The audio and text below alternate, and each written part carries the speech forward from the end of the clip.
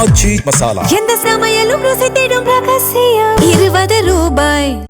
சீமான் குறித்து அவதூறாக பேசியவர்கள் மீது உடனடியாக வழக்கு பதிவு செய்து நாளை அறிக்கை அளிக்க உயர்நீதிமன்ற மதுரை அமர்வு உத்தரவு பிறப்பித்திருக்கிறது.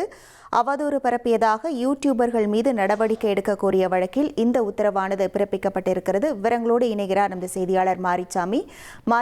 வணக்கம். இது தொடர்பான முழு விவரங்கள். நாம் தமிழர் கட்சியின் தலைவர் சீமான் குறித்து அவதூறு கருத்துக்கள் தெரிவித்த யூடியூபர் பிஸ்மி மற்றும் தமிழன் கோகுல் ஆகியோர் மீது நடவடிக்கை எடுக்க கோரி உயர்நீதிமன்ற மதுரை அமர்வில் நாம் தமிழர் கட்சியைச் சேர்ந்த மதுரை உயர்நீதிமன்ற வழக்கறிஞர் தீரன் திருமுருகன் ஒரு மனுவினை தாக்கல் செய்திருந்தார். அந்த மனு மீதான விசாரணையில் நாம் தமிழர் கட்சி தலைவர் சீமான் குறித்து அவதூறாக பேசிய யூடியூபர்ஸ் மீது உடனடியாக வழக்கு பதிவு செய்து நாளை இந்த நீதிமன்றத்தில் அறிக்கை தாக்கல் செய்ய வேண்டும் என மதுரை கிளையானது உத்தரவு பிறப்பித்திருக்கிறது. அதுபோக நீதிபதிகள் சில கேள்விகளை எழுப்பியிருக்கிறார்கள். ஒரு திமுக எம்எல்ஏ தமிழ்நாடு முதலமைச்சர் விஜய் குறித்து பேசினார் என்பதற்காக உடனடியாக வழக்கு பதிவு செய்து கைது செய்த காவல்துறை ஏன் இந்த விவகாரத்தில் வழக்கு பதிவு செய்யவில்லை என நீதிபதி கேள்வி எழுப்பியிருக்கிறார். அதுபோக தமிழக காவல்துறை ஒருதலைபட்சமாக செயல்படுவதாக நீதிபதி குற்றம் சாட்டை தெரிவித்திருக்கிறார்.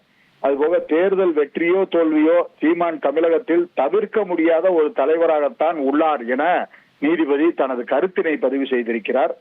இந்த மனுவில் மதுரை உயர்நீதிமன்ற வழக்கறிஞர் நாம் தமிழர் கட்சியைச் சேர்ந்தவர் தீரன் திருமுருகன் என்ன கூறியிருக்கிறார் என்றால், வலைபேச்சு மீடியாவை சேர்ந்த பிஸ்மி மற்றும் தமிழன் கோகுல் உள்ளிட்டோர் நாம் தமிழர் கட்சியின் தலைமை ஒருங்கிணைப்பாளர் சீமான் குறித்து மிகவும் தரக்குறைவாகவும் ஆதாரமற்ற குற்றச்சாட்டுகள் மற்றும் தரக்குறைவான பதிவுகள் செய்து சீமான் நற்பெயருக்கு களங்கம் விளைவிக்கிறார்கள்.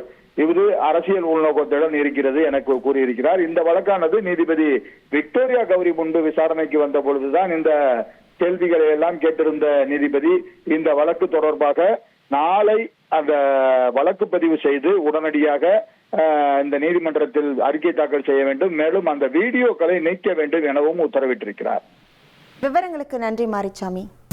நாம் தமிழர் கட்சி ஒருங்கிணைப்பாளர் சீமான் குறித்து அவதூறாக பேசியவர்கள் மீது ஏன் வழக்கு பதிவு செய்யவில்லை என மதுரை அமர்வு நீதிமன்றம் ஒரு கேள்வியை எழுப்பியிருக்கிறது. அவதூறு பரப்பியதாக யூடியூபர்கள் மீது நடவடிக்கை எடுக்க கோரிய வழக்கில் இந்த கேள்வியை எழுப்பியிருக்கிறது.